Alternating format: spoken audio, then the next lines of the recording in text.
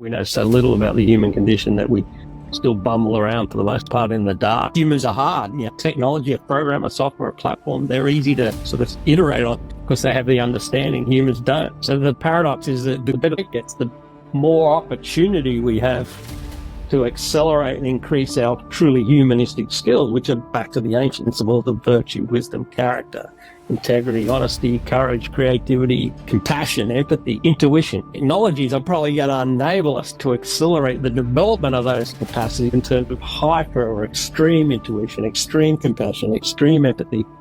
We're even getting into conversation as sort of abstract as telepathy, when you look at the mammalian brain and what it can do in other life forms, like a dolphin brain, a sophisticated sonar array. You start to recognize that there is this opportunity and potential for us to really accelerate the truly humanistic qualities of what it means to be human.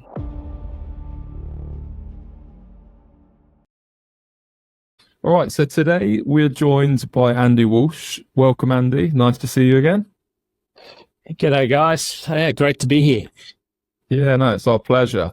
Let's maybe do a little introduction around yourself, your background, your experiences for the listeners, so they understand why we're diving into some of the topics we are today. Yeah, probably the easiest way to describe it is I was super fortunate as a young sort of graduate student to be able to work in the Institute Sport program in Australia at different roles. And, that led to sort of being drafted over to the US early on in my career and sort of helping bring that sort of thinking over to the Winter Olympic program here for Salt Lake. And long story short, that led to a combination of projects and programs across sport, government, military, the arts, music, business. Fundamentally, over the years, I just sort of was able to sit and listen and watch and help and participate in programs where we were trying to get the best out of very diverse and unique sets of high performers. And I think the simple answer is I just paid attention and tried to take as many notes as I could, and fundamentally got us to a point today where we're sort of trying to bring all that knowledge, one, still applying it at the elite level, because I think that keeps you sharp and also keeps you sort of thinking and keeps you on your toes, but secondly, sort of trying to democratize it a little bit like you, gents, are both into trying to simplify it and make it more actionable for people who probably aren't part of those distinct communities. I just feel like we know so little about the human condition that we still bumble around for the most part in the dark for the most. And that really is what sort of keeps it interesting. There's always something to learn. Yeah, definitely. I remember you speaking actually about how you were tasked with making the best in the world even better. I think it was your time at Red Bull. Back to what you spoke about there and the untapped potential. I loved how you reframed human potential by breaking down the most important qualities to succeed within whatever domain that person was working in, and then stacking them up against the best in the world at each of those things. So did the person have patience of the Dalai Lama? Where did they sit on that spectrum? Or the multitasking abilities of an air traffic controller? And how can teams and leaders not only thrive, but redefine what's possible?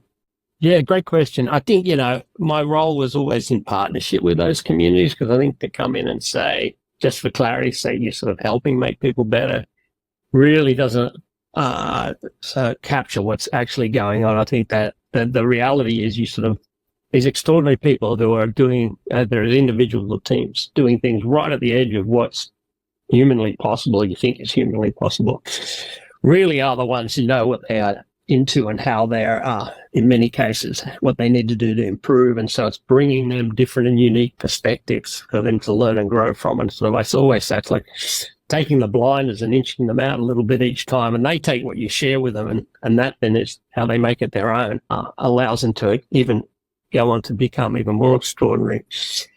I think how they redefine what's possible, I think, to me, it's that model you described where you don't take the best footballer in the world or best business person or best musician and compare them to other within their own discipline. There's value in that, but there's greater value, I think, in then taking out what it takes to be an extraordinary musician, like composure under pressure, on a big stage, and then maybe benchmarking them against people whose whole life depends on that, maybe some military elements or some action sports athletes, big mountain, big wave. And you start to see then that it really gives them a chance to see that there's an opportunity. Because if you come in best in the world, it's like, wow, what do I do to get better? I'm already the best. There can be a sense of achievement. And I think that approach that we described recognizes that the subset of what they're doing is actually being excelled at in other domains. And when you compare yourself in those other domains, you start to recognize massive upside to learn and grow from those other communities. And that is, I think, essentially where we started the model. And that's why it was so important to sit across so many different types of human performance, because then you could see where these subcategories would align. And again, it comes down to a real discrimination between, the sort of selection in terms of ideas of selection versus assessment. And the assessment is always in those communities against best in class, whether or not they are at that moment in time already the sort of leading figure in that domain in the world. There's always room to improve. And in personal experience, what is the greatest needle mover that you've seen or experienced which people could apply when leading a team? Okay, when leading a team? Or if we're talking about individuals, even if you're looking at it from the perspective of, I guess, what you've spoken about there, maybe individuals first, and then after that, maybe we could discuss in the team perspective. I think there's that sort of humility in the context of always being open to learning more and improving more. I don't mean humility in the sort of, in the classic sense where someone may compare themselves or think that they're, less worthy or whatever it may be. I think it comes up in the context of I'm humble in that I understand that there's always more to do and more to learn. I think that mindset, there's a passion to it. I think that's a needle that's hard to understand at times, but these people have spent a lifetime doing what they do. And sort of the running joke for us is doing anything every day, all day becomes miserable, even if it's your favorite thing in the world. And it can become miserable, bringing that sort of idea that you can always learn, keeping something fresh, having the passion. And I think the other big thing is it's typically done for a higher purpose. It's either done from a perspective of, I want to do this for reasons other than my self-interest for the most part. Yeah, it makes total sense. And if we're then applying that in a team perspective, you've obviously touched there on creating a strong purpose, a strong why, whether that's from an individual or collective perspective, and also ensuring that remains a continual process, that limitless learning mindset that you've spoken about. How can a leader of a team create that? Well, I think very pragmatically, it's a tool that, from your past career was with respect to those communities, the government, the military and the government, where the sort of simple things like the after action reviews, the post mortems, if you like, whatever you want to call it, you do something either good or badly. You sit down as soon as that's over and you look at it and go, how can we get better? What did we learn? And I think as a leader, encouraging that simple tool, just using that simple tool, the after action review, the idea of sitting down with your group and creating that culture of learning. And of course, I think that's on top of the vision and mission or ethos, whatever you want to put in place. You have to be aligned around that first and foremost. And to do that really well, usually most ethoses or visions have some layer or nuance to integrity or virtue in there. So that sort of adds that sort of secondary construct, which is you've got to be a fairly well evolved in your own right as an individual to be part of a high-performing team. The easy version of that is no arsehole, which is actually pretty accurate. Because you've got to come into that then team setting with that same idea that I can learn from everybody. My role is to contribute to the actual outcome of the team, not myself. And as a leader, taking that to that level, at certain times, you have to be very vulnerable with respect to recognizing that your job is to bring the best out of everybody else on the team, not to be a leader per se. And so if you, and that probably depends how you define it. But as a leader coming in and saying, at times I'm going to follow I'm going to lead. Every day, my focus is going to be on developing the humans that I'm quote unquote leading. And I think that's a mindset that's really hard to translate across all the different domains we play, especially business. I think business is very challenging for that mindset to sink in, because it's typically not what's benchmarked or reinforced with the reward. And I think it's hard when, again, you're using the business example as a juxtaposition, is you're promoted typically on capability and competency. But we're talking about sort of leveraging character and integrity. And so you get promoted because you're really good at what you did. And suddenly you have to, all right, I'm in charge now, but I'm no longer the person responsible, say, as for the action. I'm responsible for the team. It's a really hard shift for many people to make, just because they haven't been trained in it. And it's not explicitly, in many cases, even spoken about like that. Massive upside. There's a massive opportunity for those communities to leverage learnings from other groups. Not to say you want to be like an athlete or another high performer, but you definitely can look at their models and say, well, there's something potentially I can learn from here.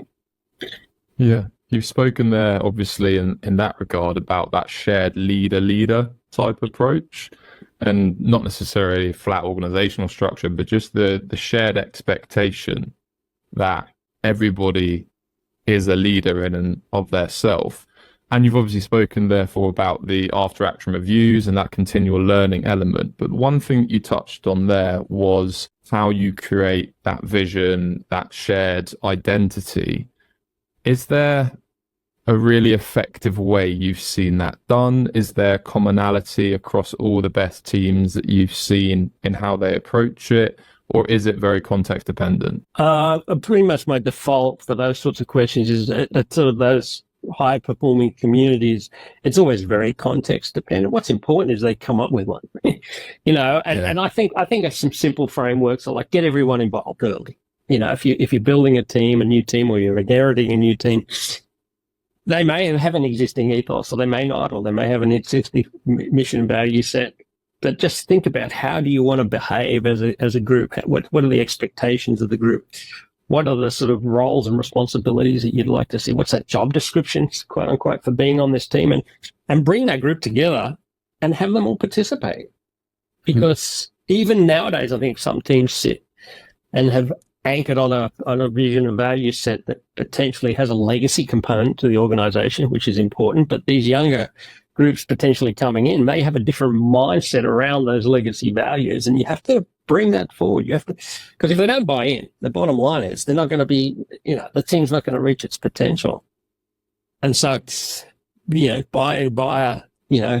contributing to the creation of it, I think it's a great exercise. Even if you do the exercise as a team and come up with very much the same thing as you had before, I think we get caught up in the minutiae of the details. It's like, all right, what is our real, why are we here? What are we trying to do together? How do we expect each other to behave, when no one's watching, so to speak? And how do we expect everybody on the team to treat each other? And simple questions like that are really powerful. And then I think you can get into the creative ways, use a branding exercise like a sports marketing group. What teams, around the world, like you would as a sports marketer, what brands do you aspire to be like, and what brands do you aspire not to be like? Well, think about that in the context of teams. What are those values and characteristics of other organizations that you'd like to make your own? It's funny, when you finally gets down to it and you look across all those different communities, values and ethos statements fundamentally aren't that different. Usually it's about basically being a better human to yourself and a better human to each other, and some variation of that theme. And then there's layering in that higher purpose. For what reason? And I guess that's the caveat, isn't it? It's easily said, much harder done. Yeah.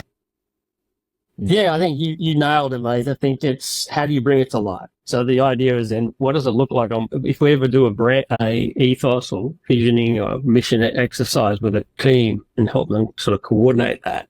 The most important work is once you've come up with that sort of framework, how do you bring it to life? And again, on Monday morning, when you may have respect as a key value, just a classic one. So Monday morning, when, the boss walks in 5 minutes late to that first meeting, someone has to call it out. You have to actually bring it to life. And that, I think, is hard, because that's where the rubber hits the road. And if it's hard especially if you're a young team member, the boss walks in late, you say, hey, you told us all last week we spent on this ethos exercise that respect was a core value, and then you wander in 5 minutes late. What the hell? I mean, that takes a very brave young teammate to pull that out. That's where again, back to the simple premise of the after action review. It's that when you sit down at the end of the day or end of a performance and you look at what you did, there's always the tactics that people get most of the time on, the technical and tactical aspect, but carve out a little time for the behaviors. All right, we won last week. Great. X's and O's were all lined up the way we thought. What did we learn about how we showed up? Let's talk about how each of us showed up. And I could say, Alex, we won, but I really don't think you brought your best self to the game that day. I thought you were distracted, and, you argued with the ref, whatever the hell, Having a behavioral element to the ongoing evaluation that's tied to your value set in whatever form you like, I think is really helpful. I think when I see the great leaders, they slide between models. They really have the opportunity. Yeah, there's days when you bark like an old grumpy son of a bee, and you yell just to get the job done. But there's other days when that person can flex to much more empathetic and sort of Socratic method of style of leadership.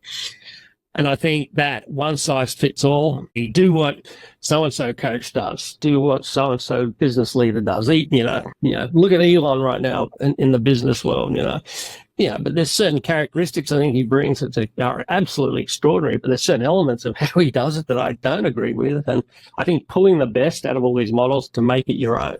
But they're fundamentally, as I listen to myself, that's probably the summary. It's how do you learn from all these great leaders? How do you look at all the different approaches and pull them in? It's all sorts of like you're making your toolbox as big as you possibly can. But then you make it your own. You show up as who you are. To put a nuance to that, you can, I had times where I sort of throw on my Captain Grumpy hat and may lead with a bit of authoritarianism, and that it's probably not my natural style, but I can kind of fake it for a little bit. But it's necessary at that time. But then always bringing my humanity to that, my style, my culture, my frameworks to sort of create my leadership style. And I'll even sometimes I'll just, hey, today, guys, I've got no time for all this back and forth. Let's just get this done. It's going to do it this way. We got to get moving, and then explaining that away, and it's sort of asking for sort of permission almost, if you like. How can you best find your authentic version of you as a leader? Because understandably, adding tools to your toolbox takes time, and often, as we've spoken about, you get thrown into leadership positions not necessarily because you're a fantastic leader, but because Peter Principle, you've been good at the job that you did that maybe didn't have such a leadership element to it, and now it does. What would your advice be to founders or developing leaders around finding their authentic leadership style or building a toolbox that they can apply and retain them? I think that you nailed it. It takes time and it will change. So first and foremost, it's not a static thing. So don't be worried about, where you are as much as how you're going to get to where you want to be. I think the first thing, which I find really fascinating, and it's an exercise I did really young because it was part of our training. I was lucky enough to have a coach that said, look, first thing you got to write down is your coaching philosophy or your leadership philosophy, if you like.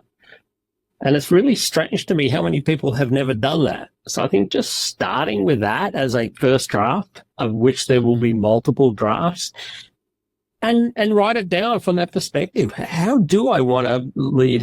You could use the framework of how do I want to be remembered? Like in 20 years, and I look back on this, how would I like to be spoken about as a leader? But it's got to be anchored in who you are. So there's a lot of holding the mirror up to yourself and doing a fair bit of introspection to sort of look at times when you've naturally been able to lead well, and you reflect on that maybe as a starting point, and also look at times when you've done really poorly as a leader and reflect on that, and then come up, take a moment and write down. It doesn't have to be long, 500, 1,000 words. my leadership philosophy 101. And I think always coming back to that semi-regularly allows you to sort of, one, start the process, which I think is really important, to evolve the process as you learn more. Nice. I think the founder space is really interesting. That's why we're so heavily focused on it now. One, it's just a great community of people who are really imagining something new and fresh, and so there's that vision. So I think classically those people typically have a great vision. I think where they do it badly is the pathway to that vision is too construed, like they don't have flexibility or adaptability in achieving that vision. But I think you hear people say, well, great founders pivot a lot, shift a lot. They adjust to the market demands or the feedback from the market that they're getting. I think what's really challenging for those communities to put that lens on, in our sort of experience, has been most of them have never had any training at any level in leadership, any significant level, I should say. And I'm benchmarking against best in class.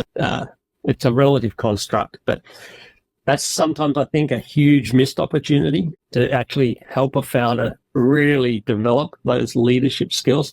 And the classic, sort of cliche almost to a point now is that young founder who's an extraordinary engineer or in the technical space, who can design and build the greatest widgets in the world. But it's suddenly then having to even select a team, recruit a team. Sometimes and founders, there's no money typically. All right, my roommate or people who will work for free. So your selection is not on the character of the human, but more on the availability and their willingness to work for nothing. So there's all those other things that are coming into play. And not that they're right or wrong. It's just understanding kind of, in my mind, the ideal state. And now that you're in a less than ideal state, potentially, how do you adjust for that gap, or just be aware of that gap? And I think that then becomes, okay, I'm going to recruit a team based on all these constraints, and I'm going to lead it based on my own personal constraints, being really open to the idea that might get you through a certain phase, but at some point there's probably a secondary option in terms of replacing people, replacing yourself as a leader. And you see that again. You see that, I'm a founder, I got the company to Series A and B, and now it's a big company and lots of money. How do I get it to Series C? I'm going to hire a professional C-suite personnel to come in. No right or wrong, just awareness and understanding of where you are going to excel, where you're going to fall short, where the team's going to excel, where the team falls short. And as a founder, starting there. Then the challenges of dealing with humans, which is always really hard. Just one question before we move on.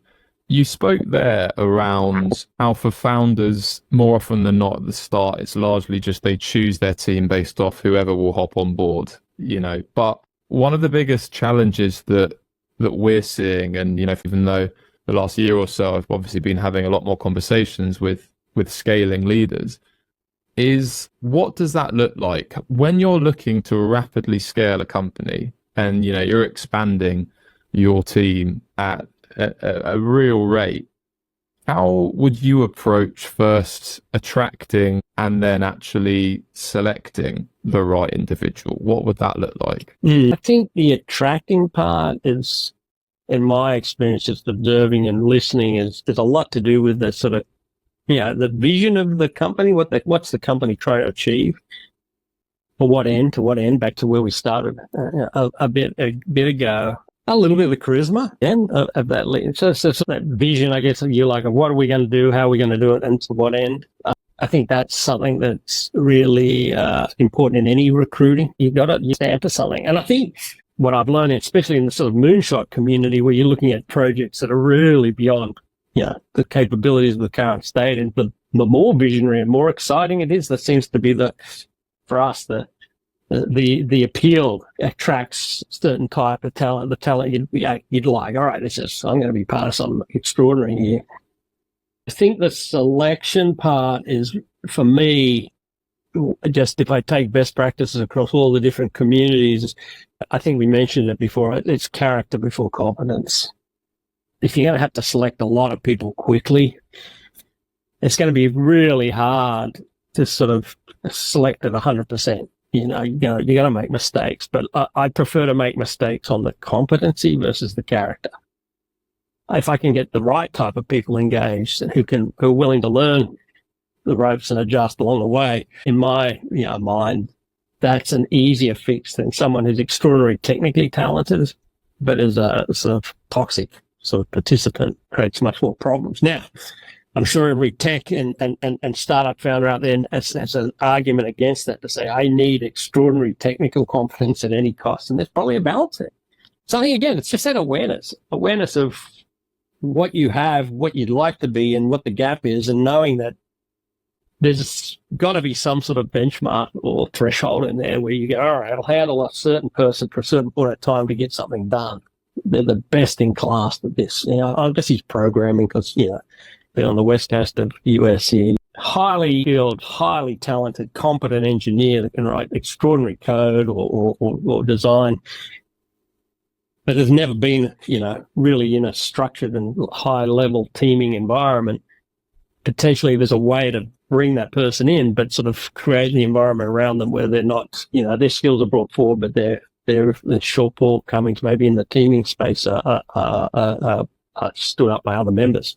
So again, it's all just awareness to me. It's knowing what you got and where you're going and why, and then knowing how to maybe fix the gaps. And if the gaps drop below a certain level of tolerance, you're all right, sorry, we got to shift.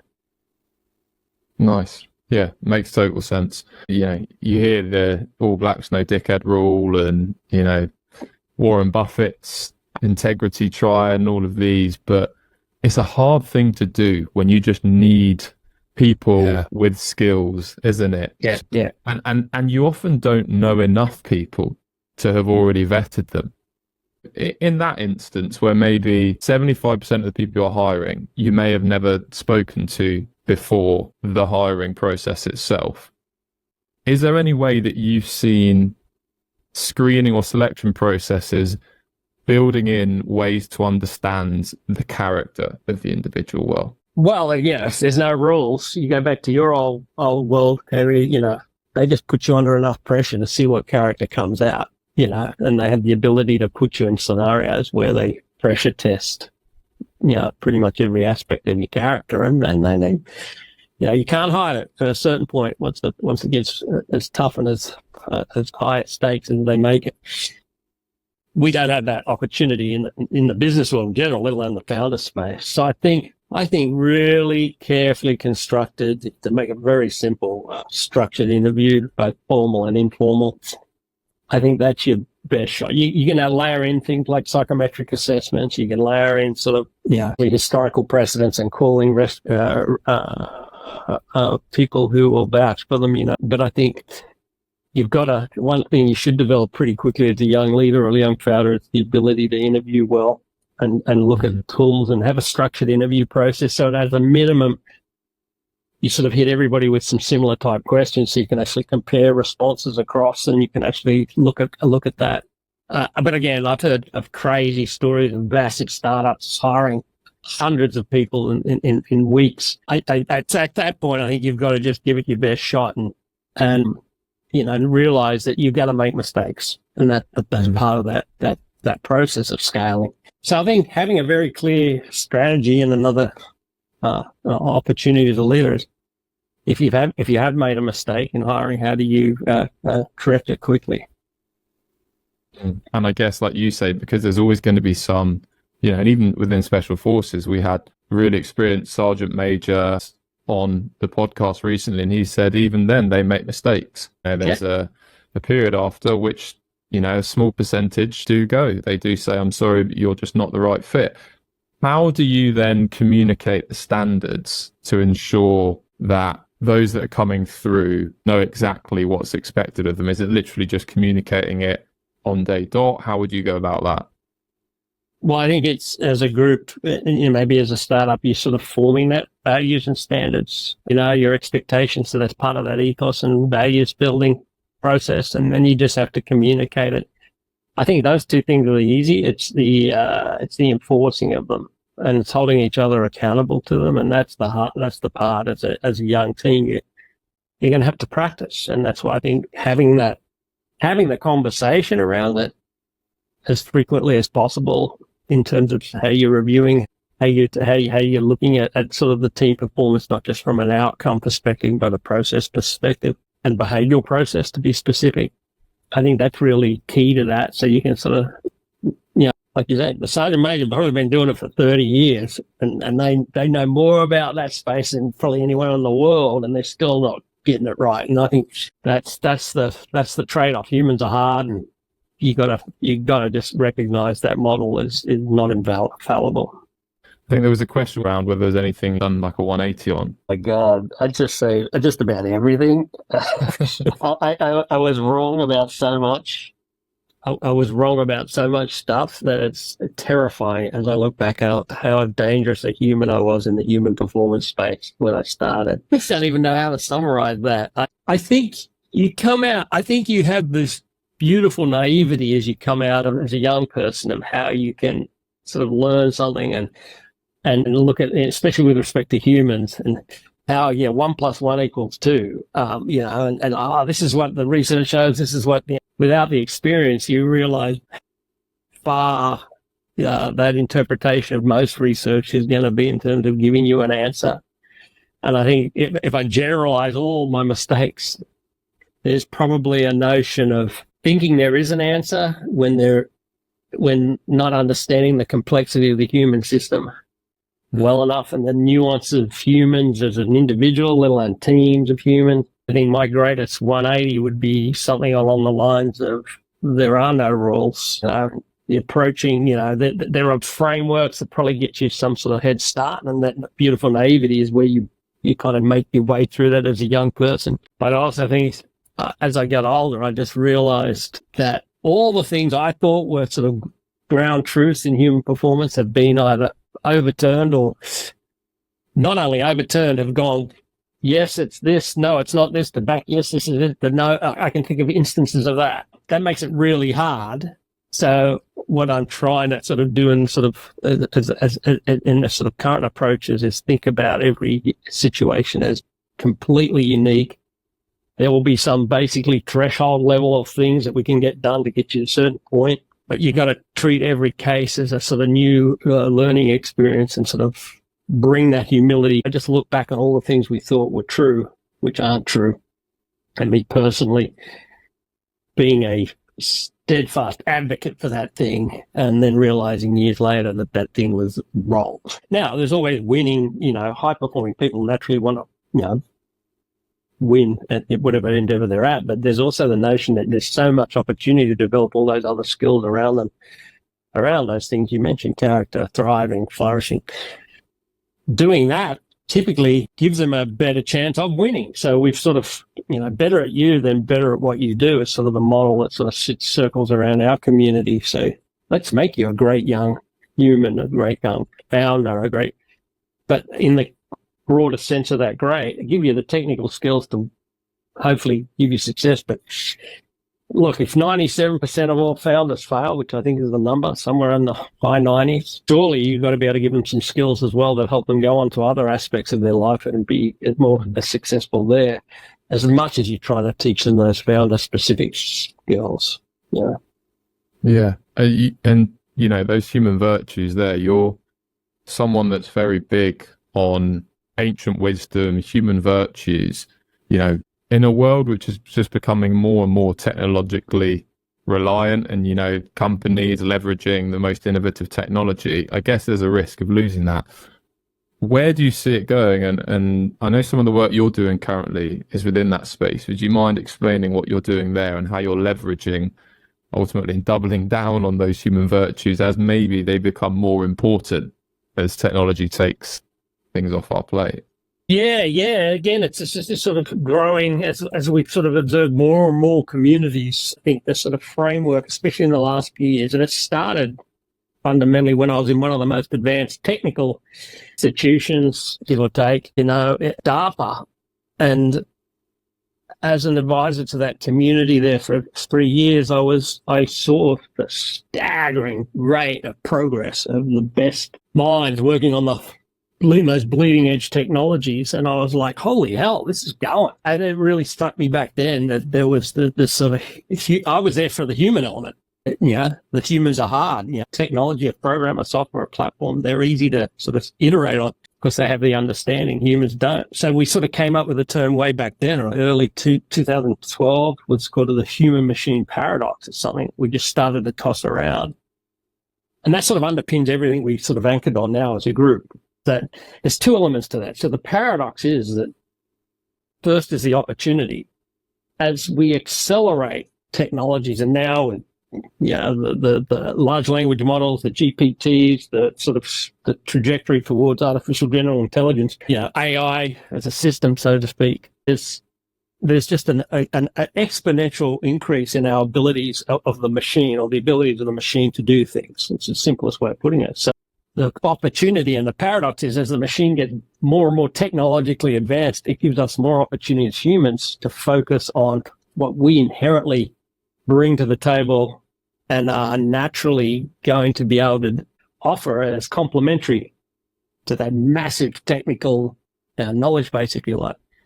So the paradox is that the better it gets, the more opportunity we have to accelerate and increase our truly humanistic skills, which are back to the ancient principles of virtue, wisdom, character, integrity, honesty, courage, creativity, compassion, empathy, intuition. Technologies are probably going to enable us to accelerate the development of those capacities in terms of hyper or extreme intuition, extreme compassion, extreme empathy.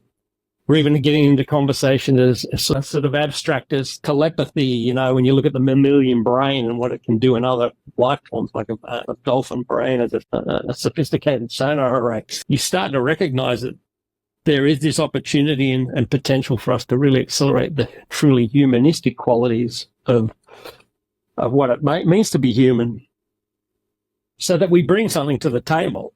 If all that makes no sense to your listeners, the way I've explained it in recent conversations and talks is, when you sign up for ChatGPT, what are you bringing to the conversation in terms of how can I bring more? How can I get more out of the machine or out of the agent? Well, that's by being curious, using your experience, using your creativity, using your intuition about what's right or wrong, the ethical dilemma there, bringing all that element to the same capacity as the machine has the knowledge base. Is this sort of, again, back to this framework of human-machine paradox, which, to tie it all together, as an ancient species, that's where we were ultimately aggressively developed. An easy way to put that in a framework for you is if you think of a tracker in the sort of, before the industrial age, go back a couple hundred years, you don't have to go back that far.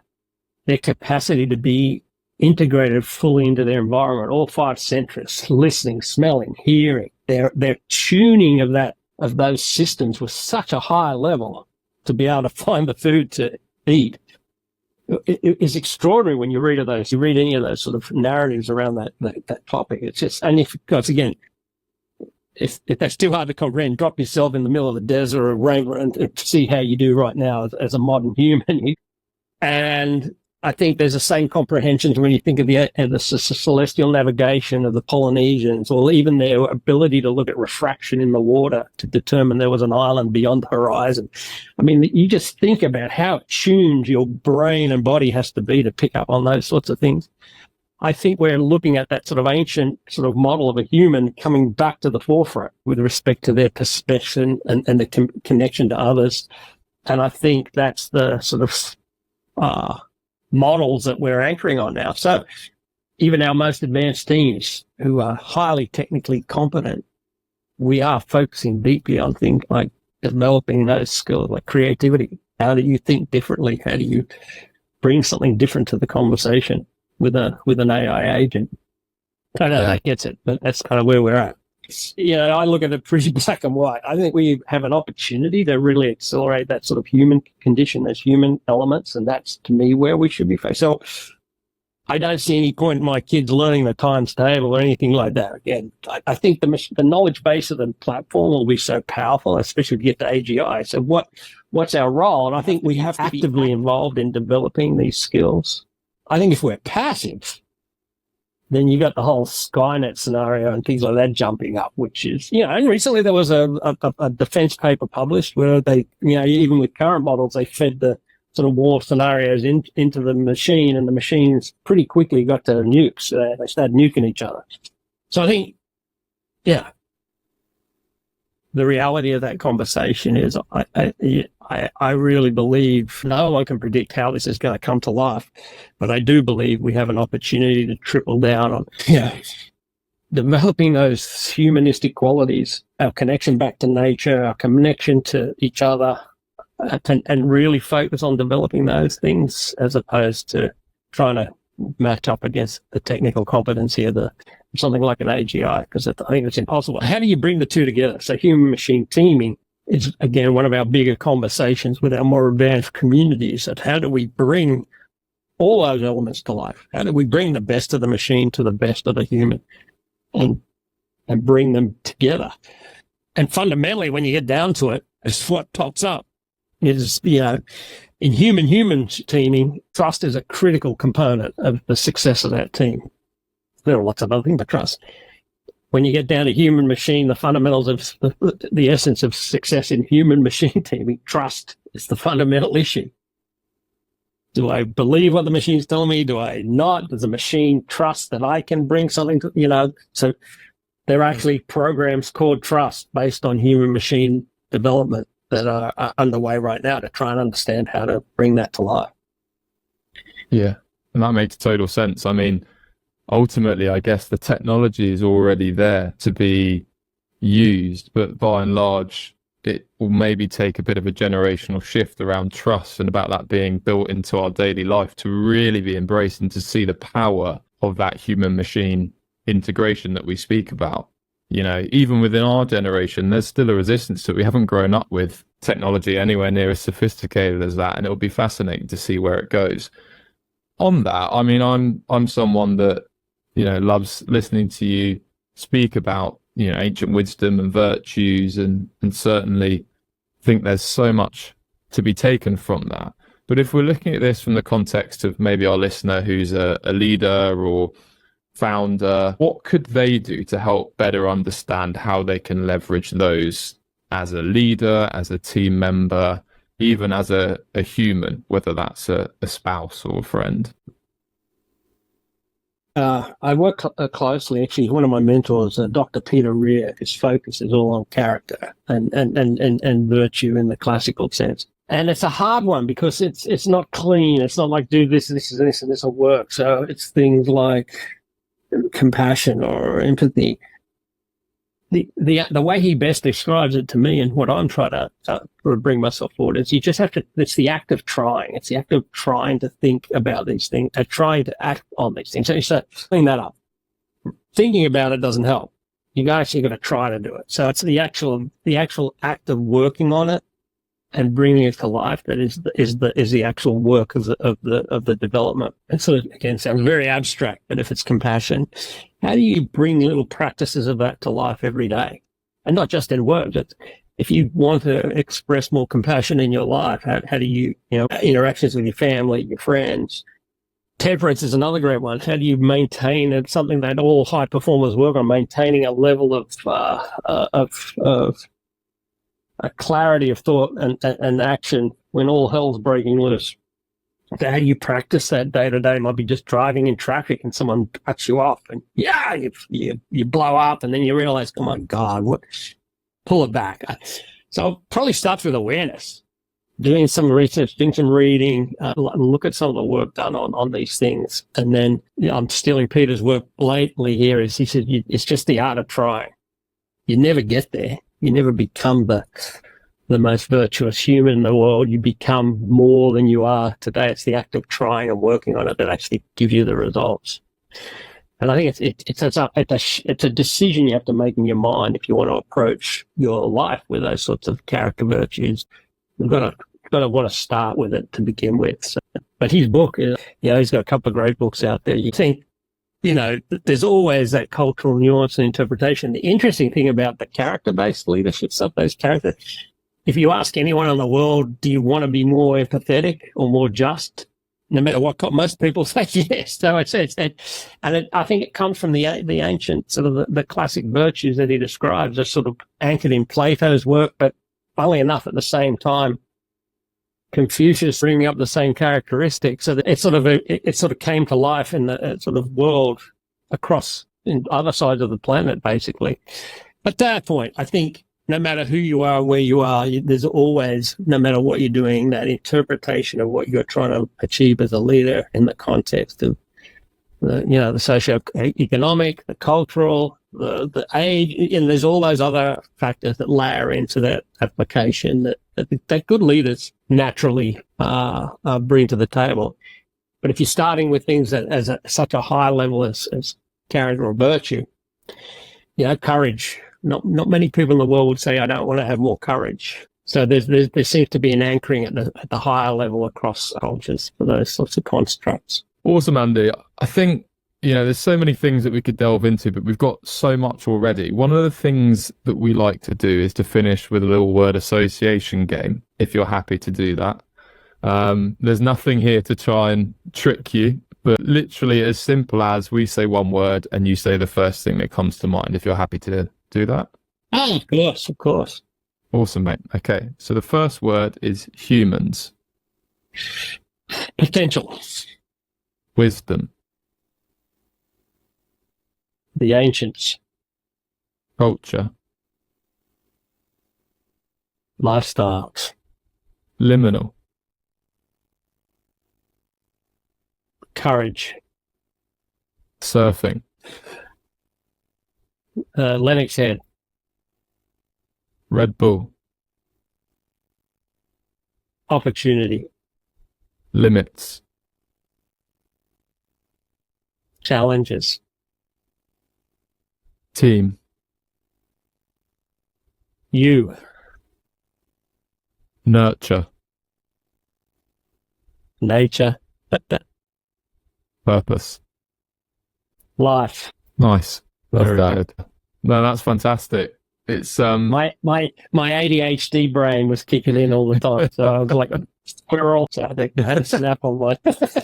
It's harder, isn't it, than you think, just to say one word, but I think you nailed it. And everything that you said there has come across to, your deep interest in unlocking human potential and redefining really what's possible has been something that's inspired me ever since I've known you.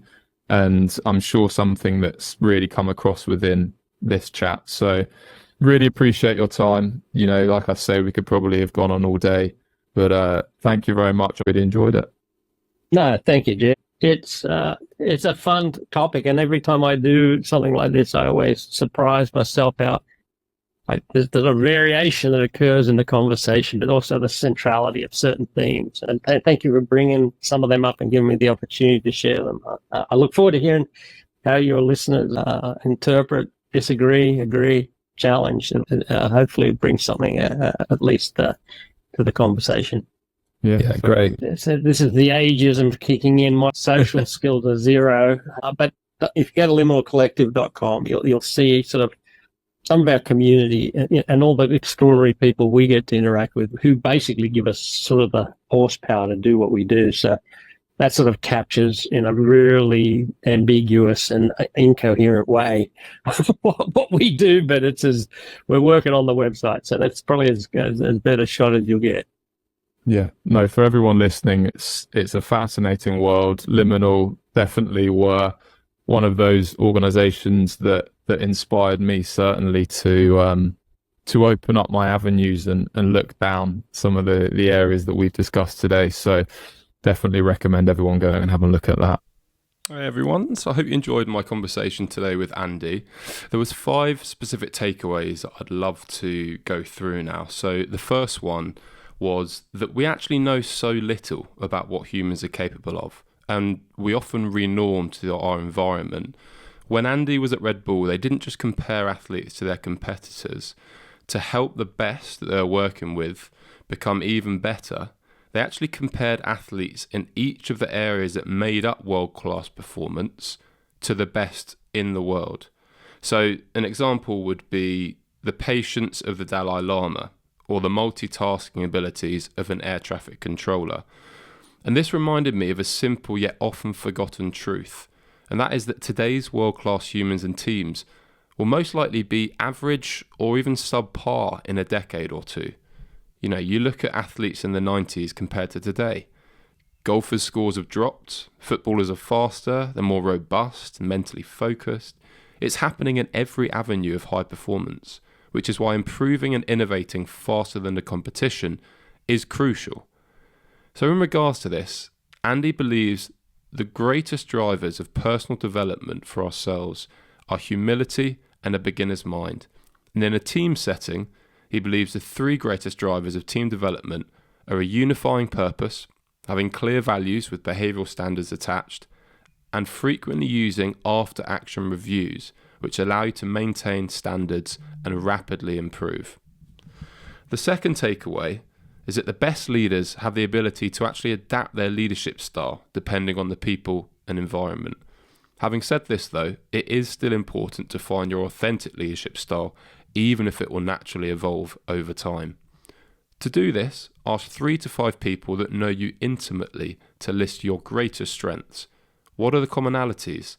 Now write down your story of why you want to be a leader and what is important to you. When you understand how you can align your why with your strengths, you've found your authentic leadership style. As it evolves over time, repeat this process of 360 feedback and readdressing your why to understand how it's evolved. The third takeaway is that when selecting and hiring people quickly, for example, in a high growth startup or scale up, you should prioritize character over competency. And the reason for this is that the impact of bad characters is always far greater on your company's success than poor competency. A simple way of doing this is creating pressurized, role-specific scenarios, often as part of a team, then observing candidates' behaviors. An interview can only tell you so much, as the environment is far removed from the one your candidate will work in. The fourth takeaway was that as Andy got older, he realised there are no rules. There are frameworks that help you get a head start, but every case is different. And this, from my perspective, is where the humility and beginner's mind comes in. It reminds me of a great article that was recommended recently called Power Causes Brain Damage, which describe the changes that can happen as we gather status and knowledge. The last takeaway was that technology is actually the easy part as it understands each other. Humans are the real challenge. And with humans no longer being the ultimate source of knowledge now that we have AI, human virtues such as creativity, empathy, and trust are actually becoming the limiting factor in advancing our potential as individuals and teams. Now, Andy referenced a book by a mentor of his called Peter Rea, and the book is called Better Humans, Better Performance. This ever-increasing need for virtues-led leadership explains how this is now the primary focus of the work Andy and the Liminal team do to unlock the potential of business leaders, sports teams, elite military units, and many others that are pushing the boundaries of their industry. So I really hope you enjoyed this episode with Andy, and if you did, then please like, subscribe, and share it with others who you think would enjoy it too. Thanks as always for listening, and I'll be back with another fascinating guest very soon.